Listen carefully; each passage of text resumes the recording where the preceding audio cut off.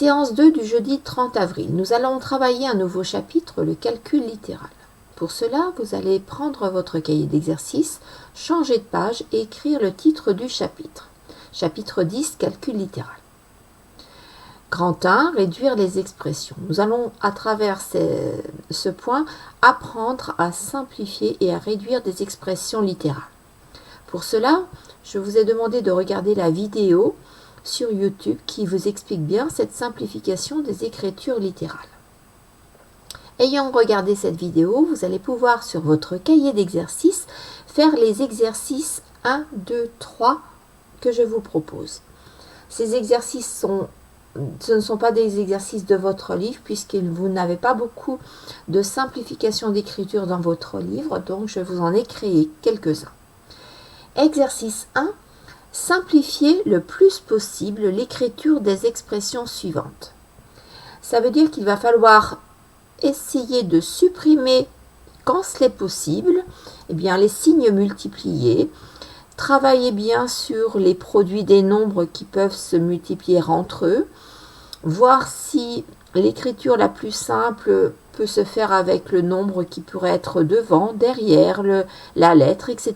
tel que vous l'avez vu dans la vidéo. Vous mettez en pause et ensuite, on va faire la correction. Donc, simplifier le plus possible l'écriture A égale X multiplié par 3. On a vu que le signe multiplié entre une lettre et un nombre peut être supprimé, mais que le nombre doit toujours être devant, c'est-à-dire on dénombre tout le temps. On ne dit pas, par exemple, crayon 3, mais on va dire 3 crayons, si X correspond au crayon. Donc, je vais pouvoir écrire A égale 3X. On a supprimé le signe multiplié entre les deux et on met le 3 qui va être devant. Pour le B, 8 multiplié par Y. Le 8 est placé avant la lettre, donc on va conserver cet emplacement. On va supprimer simplement le signe multiplié, ce qui nous fera B égale 8Y. Pour le C, vous avez deux nombres, deux facteurs, 2 et 5, et le facteur Z aussi. Donc, on sait que dans une multiplication, on peut déplacer les différents facteurs. Donc, on va travailler, on va faire l'opération 2 multiplié par 5, qui nous fera 10. Et multiplié par Z, ça nous fera donc 10Z.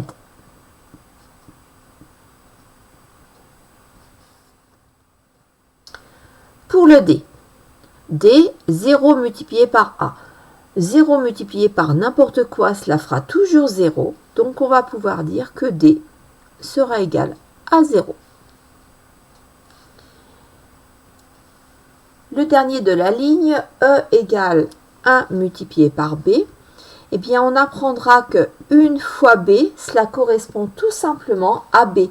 Le 1 va pouvoir être éliminé. On va pouvoir dire un crayon ou ce crayon, ça veut dire qu'il n'y en a qu'un seul. Donc, on mettra simplement petit b. On passe à la deuxième ligne. Là encore, il y a des nombres qui sont multipliés entre eux, mais des lettres qui sont différentes. Des lettres différentes peuvent être multipliées entre elles, mais cela ne donnera que des lettres X et Y. Il n'y aura pas une formation d'une autre lettre. Ce qui me fera 2 fois 9, 18. Donc, 18 pour les nombres. Vous émettrez le X et le Y. Il n'y a plus de signes multipliés entre les lettres. Pour G, il y a des multiplications et une addition. La multiplication est toujours prioritaire sur toutes les additions. Donc, vous allez supprimer les signes multipliés entre les nombres et les lettres, ce qui fera G égale 3U plus 11V. Et là, ce sont des lettres qui sont différentes. C'est comme si vous aviez 3 crayons plus 11 livres. Ça ne fait ni des crayons ni des livres. Ce sont des nombres, des expressions qui sont complètement indépendantes l'une de l'autre. Donc, on laisse ça comme ça. En ce qui concerne le h 4x multiplié par 3. On voit déjà qu'on a 4x, c'est sous-entendu 4 fois x. Donc là, on pourrait réintégrer dans notre tête le signe multiplié entre le 4 et le x, ce qui nous donnerait le 4 et le 3 un petit peu plus loin que des multiplications. On va faire 4 fois 3, ça va faire 12. Cela nous fera 12x. Pour le i, multiplication, une addition, toujours priorité de la multiplication. Donc on va pouvoir faire y égale 2, i plutôt égale 2y plus 6. Et là, on ne peut pas additionner des y et des nombres, ce sont des choses complètement différentes, donc on va laisser ça comme ça. On reverra ça dans une autre partie. Pour le j, 2s multiplié par 7t. Là encore, une multiplication sous-entendue, on ne peut multiplier que les nombres entre eux. 2 fois 7, ça fait 14. On dira que c'est 14s et t. Tout cela, ça veut dire ce sont des multiplications. De même pour k, nous allons faire 3 fois 5, 15, a et b. Pour le L, il y a ici, vous avez une multiplication à l'intérieur de la parenthèse. Donc, vous allez pouvoir la supprimer le signe. Vous ne pourrez pas réduire à l'intérieur de la parenthèse ensuite. Il y a une multiplication qui est devant la parenthèse. Là encore, nous avons vu que nous pouvions supprimer cette parenthèse, cette multiplication, ce qui nous fera moins 4, une parenthèse, 2 plus 3x. Cette expression pourra se lire moins 4 facteur de 2 plus 3x. Et le m, des parenthèses, donc priorité toujours à la multiplication à l'intérieur de la parenthèse.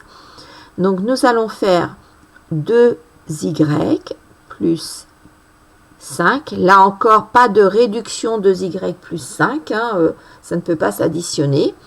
Nous avons un signe multiplié entre les deux parenthèses, on peut là encore le supprimer. Donc on ne met rien entre ces deux parenthèses, on ouvre la deuxième et on écrit 7 moins 3y. Cela va se lire 2y plus 5, facteur de 7 moins 3y. Ce mot facteur, vous allez bien le mémoriser parce qu'on en parlera très souvent. Donc voilà en ce qui concerne cette première partie de simplification d'écriture. Ensuite, je vous demande de regarder la deuxième vidéo concernant la simplification des écritures littérales avec des carrés et des cubes. Donc, mettez en pause et regardez la vidéo. Donc, maintenant que vous avez bien travaillé sur les carrés et les cubes, nous allons faire les exercices d'application sur ça. Exercice 2, simplifier le plus possible l'écriture des expressions suivantes. Donc là encore des signes multipliés qu'on va pouvoir simplifier, enlever. Un nombre qui se place en milieu de lettres, on le mettra là encore devant. Donc cela veut dire que l'on va mettre le chiffre 4 ici. Ensuite, eh bien, on mettrait CC, mais nous avons vu que quand on multiplie deux nombres ou deux lettres ensemble, on va pouvoir l'écrire au carré. Donc CC, ça fera C au carré. On y mettra un petit 2 comme on l'avait mis avec le théorème de Pythagore dans un chapitre en début d'année. Le B. Même chose, x, on va dire que c'est x au carré. Donc, cela fera 2x au carré. Pour le C, attention, il y a une addition. Donc, cette partie-là est indépendante de celle-ci. Ça veut dire que le n, on va le laisser, plus 5, n fois n au carré. Pour le D, ce ne sont que des multiplications, donc pas de problème. On va pouvoir multiplier tous les nombres ensemble. 3 fois 4, 12. Et là, il y a x fois x fois x. Lorsque l'on multiplie un nombre par lui-même 3 fois, on dira que ce sera x au cube, comme les mètres cubes que nous avions vus aussi au niveau des volumes.